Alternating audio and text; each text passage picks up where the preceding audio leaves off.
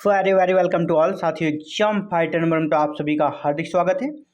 आज बड़ी अपडेट है झारखंड सहायक आचार्य भर्ती को लेकर 26,001 पदों पर जो आपको की नियुक्ति दिया जाना लगभग तय था। किसको?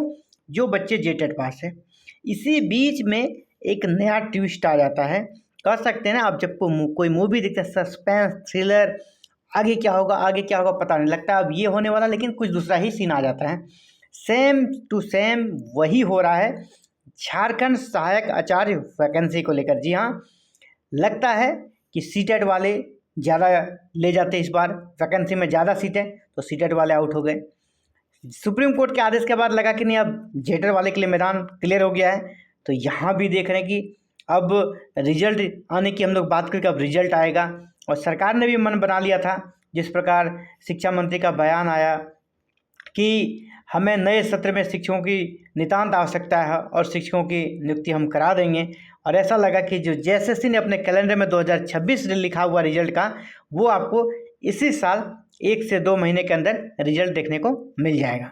लेकिन फिर से यहाँ हाईकोर्ट ने हाईकोर्ट ने एक कह सकते हैं गजब का डिसीजन दिया है, जिसके माध्यम से फिर से लग रहा है कि नो रिजल्ट नो ज्वाइनिंग होने वाला है। ठीक है, इसके बारे में मैंने कल अपडेट दिया था आपको कि नियुक्ति नियमावली में जो संशोधन हुआ है, उसके खिलाफ हाईकोर्ट में याचिका दायर की गई थी। याचिका बेसिकली ये था ना कि पहले जो नियमावली बनी थी 2022 में सरकार ने नियमावली बनाई और वैकेंसी लेकर आए कब?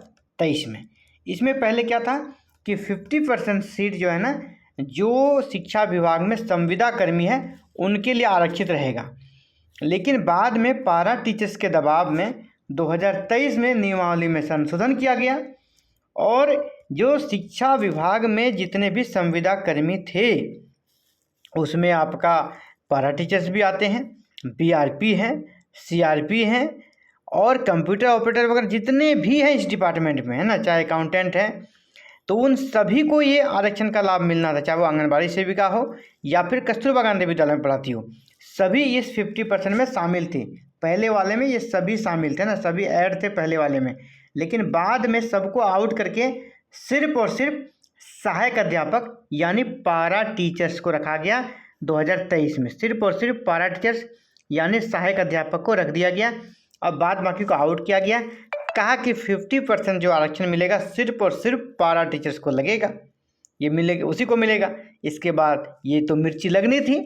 अन्य जितने भी शिक्षा विभाग में सेवाकर्मी थे, संविदा सेवाकर्मी, उन्होंने कोर्ट का रुख किया और कोर्ट ने यहाँ पर उनके फेवर में डिसीजन दे दिया है।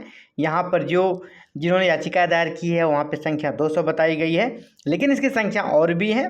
अभी तो जो यहाँ याचिका करता है उनको तो इसका बेनिफिट्स मिल ही रहा है। इसके अलावा और भी बहुत सारे लोग हैं जो कोर्ट नहीं गए हैं, तो अब इसी के आधार पर वो भी कोर्ट चले जाएंगे।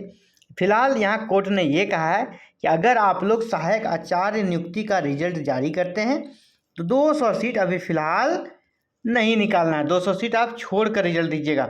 और ये 200 सीट किसके लिए? 200 सीट आपका बीआरपी हो, सीआरपी हो या फिर शिक्षा विभाग में अन्य जो भी संविदा कर्मी हो, उनके लिए 200 सीट आप छोड़ दीजिएगा 26,000 में और बाद बाकी का रिजल्ट आप जारी कीजिएगा। लेकिन इसकी संख्या 200 नहीं है, इसकी संख्या हज़ारों में है, क्योंकि यहाँ पर याचिकाकर्ता ने जो याचिका लगाई है वहाँ पर उनका 200 है। लेकिन अभी बहुत सारे लोग हैं जिसका कहीं कोई अता पता फिलहाल नहीं है, लेकिन अब वो भी इसके लिए फाइट करेंगे।